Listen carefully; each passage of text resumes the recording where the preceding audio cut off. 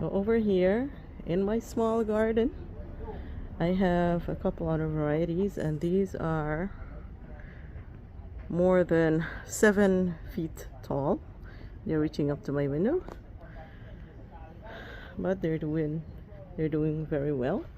We have a yellow pear over there. That's a black strawberry.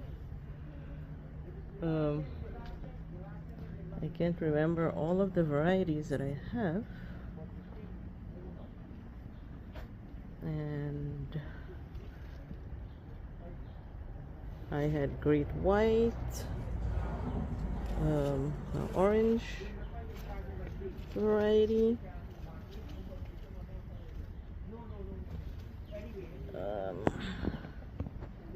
yeah, but these are growing really big, and they're doing very well. Here's another black strawberry,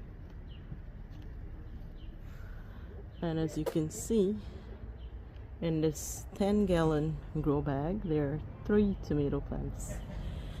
And that's what you tend to do when you're planting in a small space.